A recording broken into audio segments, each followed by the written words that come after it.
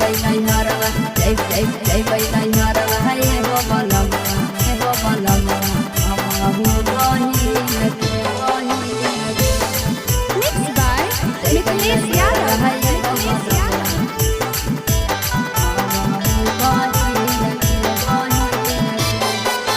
चूड़ी कंगनवा ये हो सजनवा लइहाता हूँ किन के चूड़ी कंगनवा ये हो सजनवा लइहाता हूँ किन के जैबै नैहरवा ये हो बलमवा हमहु बहिन के जैबै नैहरवा ये हो सजनवा हमहु बहिन के नैहरा में शादी हकै छोट की बहिन के नैहरा में शादी हकै छोट की बहिन के जैबै नैहरवा ये हो बलमवा हमहु बहिन के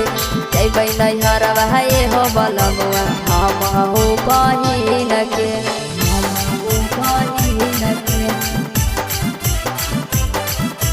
जैबै नैहरवा ये हो बलमवा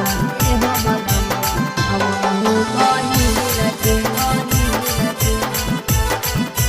जैबै नैहरवा ये हो बलमवा हमहु बहिन के पिया लइहा उठल लिया कना बलियो लइहा हो करे खातिर मार्केटिंग तोय जमुइया जइहा हो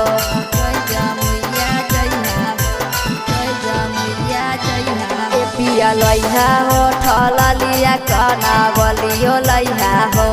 करे खातिर मार्केटिंग तोय जमुइया जइहा हो लइहा साड़ी सितारा लागल कहनो पसीन के लइहा साड़ी सितारा लागल कहनो पसीन के जैबै नैहरवा ये हो बलमवा हमहु बहिन के जैबै नैहरवा ये हो बलमवा हमहु बहिन के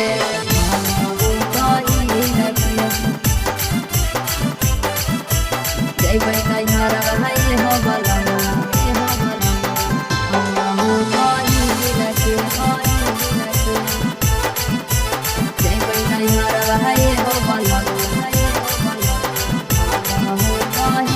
जदी बतिया के हमर तोय भूलै हो राजा जी राते से जिया पर तोरा तरसैबो राजा जी तरसैबो राजा जी तरसैबो राजा जी जदी बतिया के हमर तोय भूलै हो राजा जी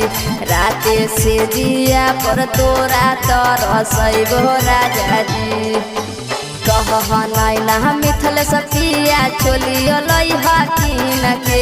कह नैना मिथल सपिया चोलियो लइहा किन के जैबै नैहरवा ये हो बलमवा हमहु बहिन के जैबै नैहरवा सुन सजनवा हमहु बहिन के।